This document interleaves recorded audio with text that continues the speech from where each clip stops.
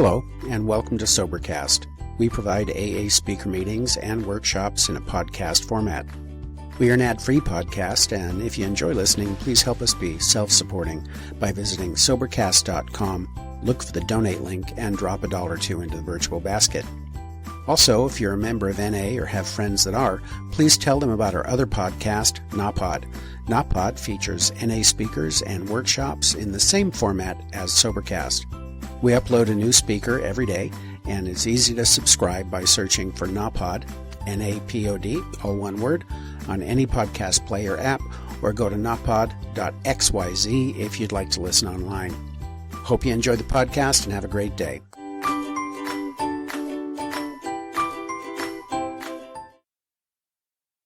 Sometimes I wished I was just a little bit older so that I could have been one of the privileged few that Sister Ignatia helped get sober. And one quick comment about Bob's wife. She goes to every meeting with this man and is probably just as much of a help to us in Alcoholics Anonymous as he is. And I think he's still doing, 5-6 meetings a week on a very regular basis. And Elma, would you please stand up and say hi to all of us?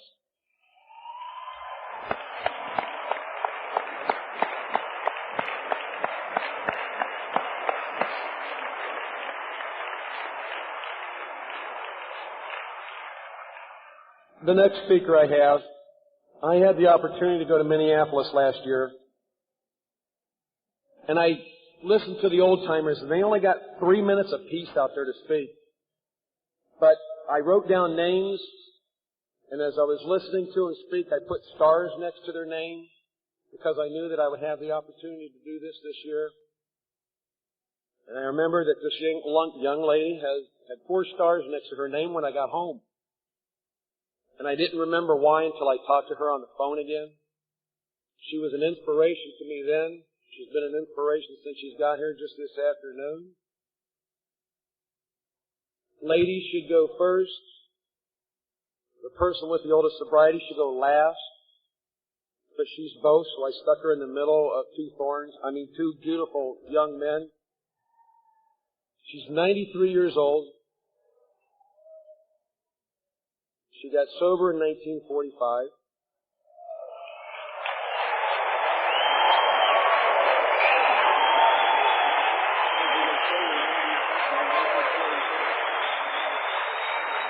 Come up with and ooh. And she loves us young guys. That's right. I like the fellas.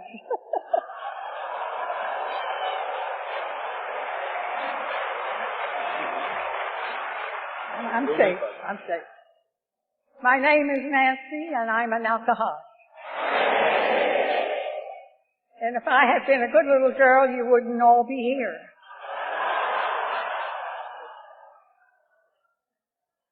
And I've been told to stand up straight so everyone could see me and talk loud enough that you could all hear me. And then sit down fast so you could all love me.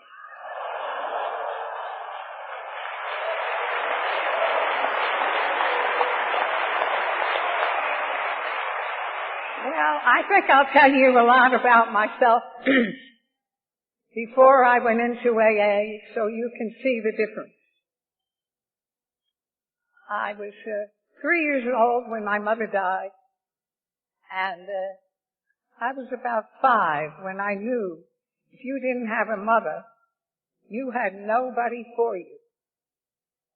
And you better get going for yourself, because you had to do it. And my father married the third time. His second wife was nice, but sickly, and I liked her. But the third time, he married a woman, and she notified my sister and me. By the time she came back in 2 weeks from her honeymoon, we were to be out of the house. My sister was 17, and she had a boyfriend, and she got married. And she had 52 years with her husband. A very nice life. Well, I couldn't get married. 14. So I went to Neighbors and I got a room. And they gave me a room for $5 a week. And then I went to the telephone company. Is that better? I went to the telephone company because they always advertised in the paper for a job, and it was $14 a week. So I went down to the telephone company, I got the job, and when I was leaving, they said, now be sure and bring your birth certificate when you come. Oh, I said, I went home to the neighbor, my friend, and I said, they want my birth certificate. I said, I couldn't do that. I said, could I steal my sister's birth certificate? Would that work? She said, sure. So I didn't know anywhere to go but the priest because they knew our records. So I went to the priest and I asked for my birth certificate, telling him my name was Rose. And he said, why, I just noticed that you got married. And I said, I know I did, but he says, why do you want this birth certificate? I said, because I have a job. He says, and you just got married? And I said, well, I left my husband. You know. And he said, why? Well, the only thing I knew that men did was beat you, so I said, he beats me. And he said, I think he knew the state I was in, but he gave me the birth certificate. And he said, now you come back here to confession. I don't need to tell you I never did. I was afraid if he got a hold of me, I didn't know what he'd do. So I went off to work. I worked in the telephone company, and I had a room, and I got $14 a week, so I had $9 spending money. And that was a lot of money. I can tell you, I felt rich. Well, I worked there for quite a few years, and then I learned that answering the telephone, anybody could come along and answer the phone, so you didn't have any regard at all. So I decided a friend of mine was a hairdresser, and I decided that if I were a hairdresser and had a lot of customers, I'd be making money and I'd have some power. And I sure needed power. So I went along, spent 3 years in the shop, and I got a license. This is before they had license, but I got a regard that I was, ready to do hair for people. So I worked as a hairdresser for quite a few years. And then, as I went on, I got married, of course, and you can imagine I was a big success in marriage. My husband would say to me every time I'd go to the refrigerator to get another beer, he'd say, are you at the refrigerator again? And I'd have to say, well, I really drank in a way that was terrible. And I was very unhappy married. But one time I went out by myself after working all day, and I was drinking martinis. Well, I don't know how many martinis. I remember 3, but I don't remember how many more. And I went out on the street. I didn't usually drink in bars, especially by myself. But I fell down in the street, and I was picked up by the police. And they took me to the hospital. They thought I was sick. And the hospital said, she's not sick, she's drunk. So I had to go back to the psychiatric ward. I got into the psychiatric ward, and I didn't even know it. I slept. I got up in the morning, and I said to whoever it was, I said, if you just give me my clothes, I said, I have to be to work at 9 o'clock. And she said, you can't get out of here. She says, unless somebody calls for you. you're not a responsible citizen. So I waited and waited, and of course, who could come for me but my husband? The last person I wanted to come. Well, he came, and he said to me, well, you've disgraced yourself and me again.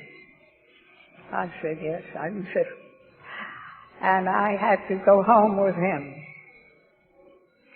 But I can tell you, I thought then that I'd never drink again. I really thought that I could control it, that I'd have to. I was so ashamed. Well, I left my husband, and I took nothing with me but my coffee pot. That's all I wanted was a lot of coffee. I got a furnished room. I stayed there for a few years. And I would be getting a job, and then I wouldn't show up, and I'd have to get another job, and then wouldn't show up, I'd get another job.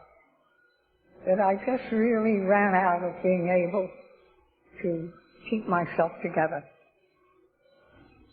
And finally, I called up AA. I knew about AA 8 years before I called them.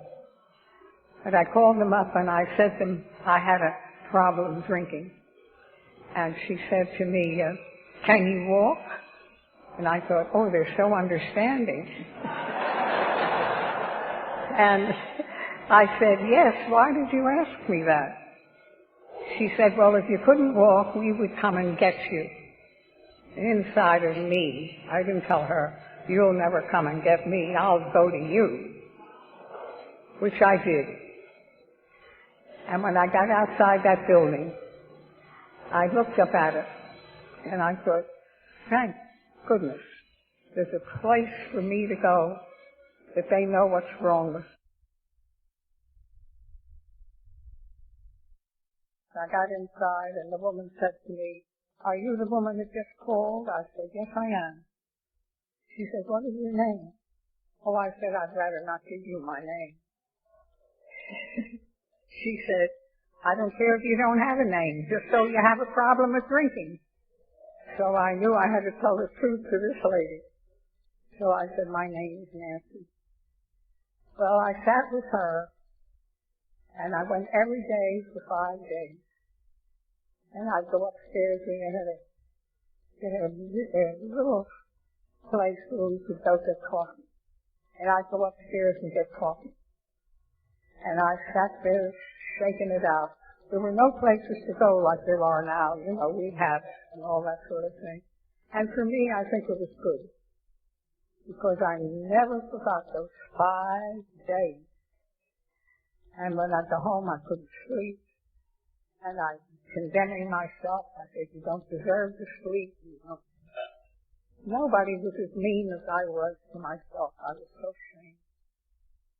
Well, finally, I got the message, and I couldn't believe that all they were ever going to say to me is, just don't take the first drink. I thought that couldn't be just a building guilt, just not taking the first drink. Couldn't be this big association for just not taking. But it was true. They never gave me anything else. But don't take the first drink. Well, that worked for me. And I go to the clubhouse, and in those days, Bill Wilson was in the clubhouse with us. That was a long time ago. And I was fortunate enough to go to a banquet in Washington with he and Lois one time. And thank goodness Bill Wilson gave us what he gave us, which was our light and our hope.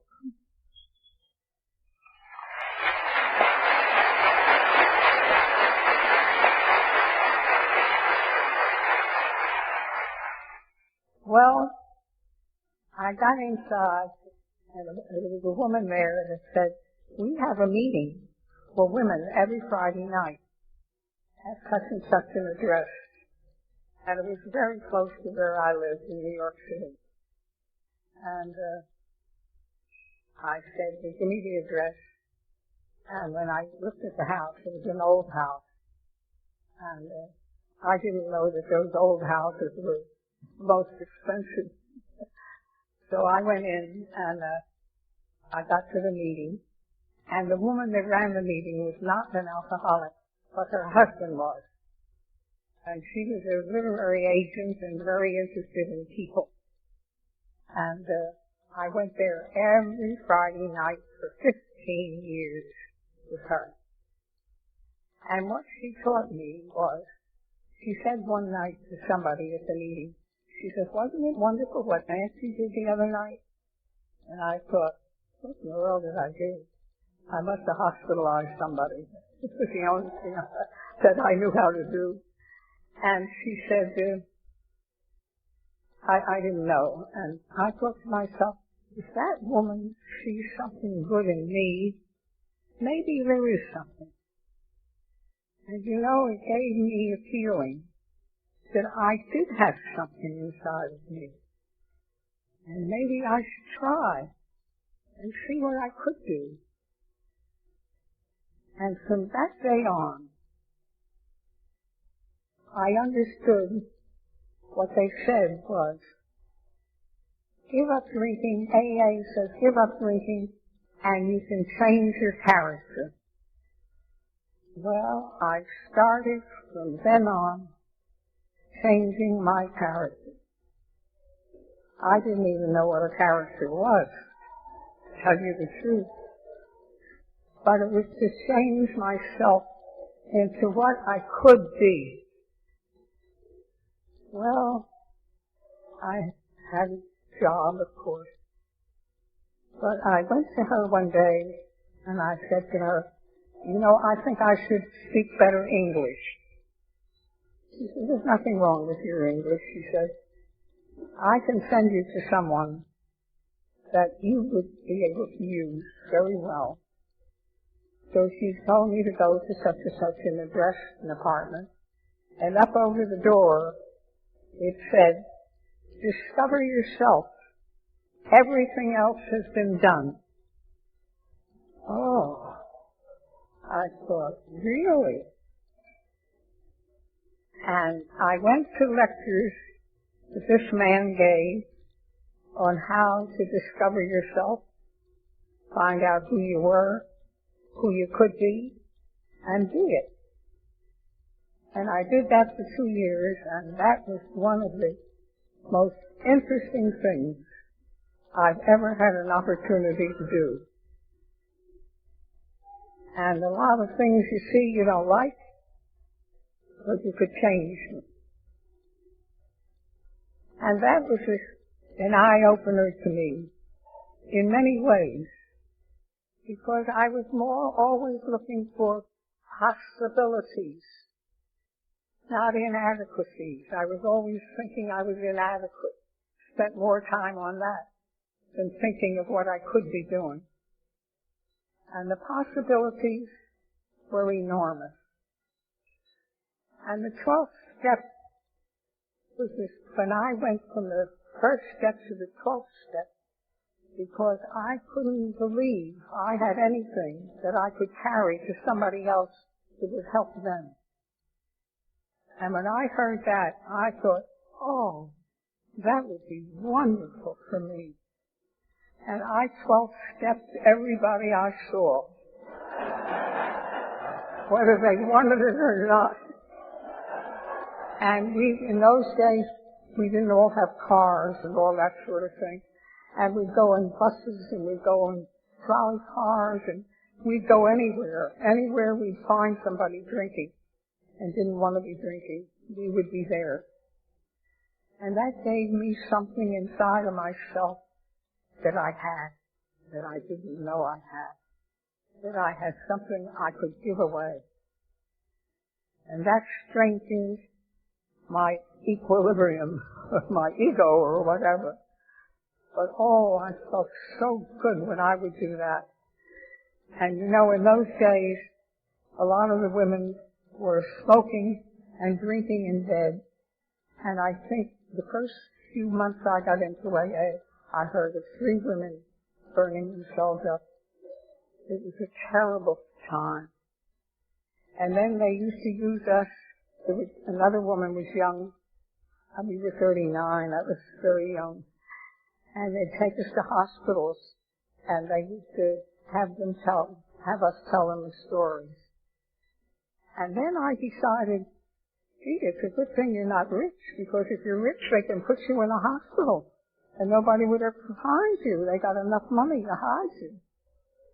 Then I realized how fortunate I was that nobody was ever rich enough to put me away. That was a good thing. So you see how you get educated in AA? You get an opportunity to view things. There would be no other way you ever could. Well, after 15 years of learning from this woman, because we would eat together every night before the meeting. The meeting was 8 o'clock.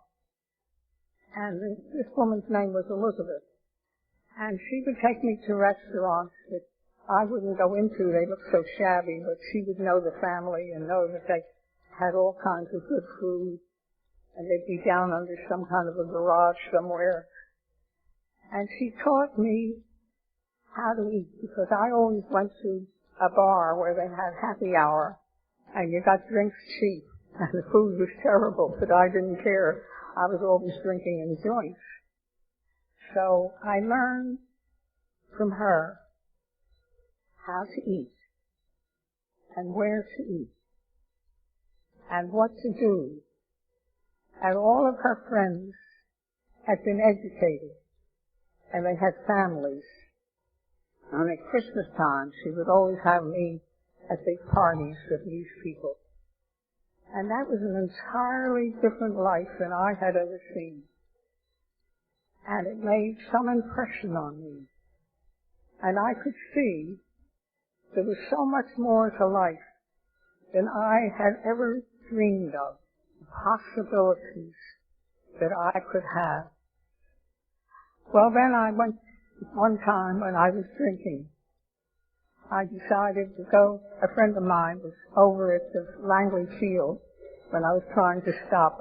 I'm going backwards to tell you this, because I said, well, the reason I'm drinking and all the friends I know drink too much, and that's the reason I'm drinking. I wouldn't be drinking like this. So I went over to Langley Field, where this woman's son was in the Air Corps. And the first Saturday night I was there, they said, I went to the club, of course, the officers' club, and they said, they announced in the club, if anybody's missing a woman friend, their lady friend, she's passed out in the ladies' rooms. And I blamed all these people for my drinking. So to get back to where I stopped, I decided that in discovering myself, there were many things I could do. And I loved to work. That relieved me of a lot of things. I got my own business, and I got to knowing how to run a business. I had to know labor laws. I had to know a lot of things. I studied all those things. And in other words, I had a purpose, and I learned that I could be more effective if I could do and help other people do for themselves. And then I got to teaching hairdressers how to be better. I used to do beauty shows, and they'd come to see the artist's work. And I said, don't come to see me work. You bring a model to me and show me what you can do. Because they had no idea how good they were. So I got an opportunity to give back to people what people gave to me. And I can tell you that when you have something to give someone and they receive it from you, there isn't a greater satisfaction that I would ever know. And that's what I gave myself. And then later on, I decided to I got concessions, and I worked on a ship. And there you learn a lot. You learn to keep your mouth shut. You never talk because you don't know who you're talking to, and everybody knows the other one. And that's a very good lesson to learn. No gossip, no gossip. And that was a very interesting life. And I noticed that people drank on the ship more than they would drink at any other time. At 9 o'clock in the morning, we'd land and people would start to drink. I was glad I wasn't doing that at that time. So then, after I was with this woman for 15 years, I got myself into education. And I went to college when I was 70 years old.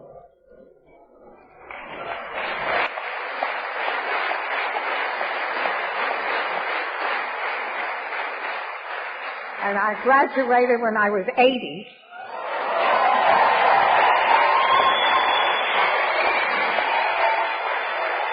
And I graduated cum laude. And that was a wonderful experience, not only for what I did, but the relationships I had to have to get there. Like algebra. Algebra knocked me out. I couldn't get algebra no how. And I had a very good friend of Elizabeth who came and sat with me and taught me algebra. Now, there isn't a more loving thing you can do for anyone is to teach them algebra. And I graduated cum laude, if you please.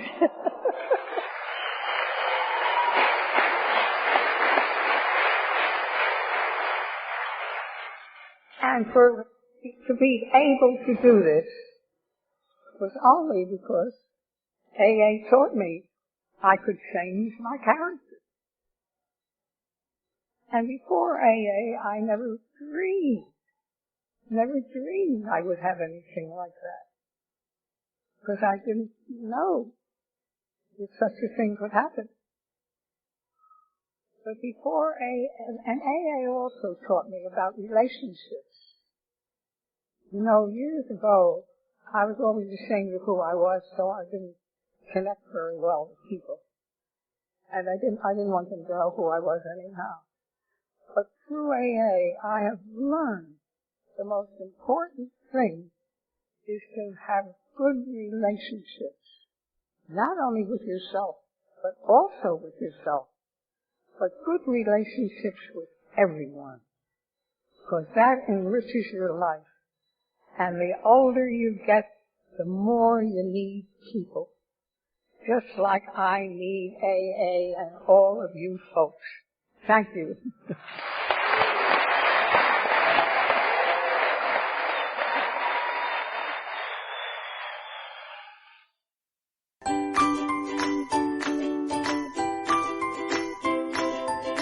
Thanks for listening. I hope you enjoyed the podcast. Sobercast is ad-free, and we'd like your help in order to keep it that way. So if you'd like to help us be self-supporting by pledging $1 or $2 a month, visit Sobercast.com and look for the donate links. Thank you very much.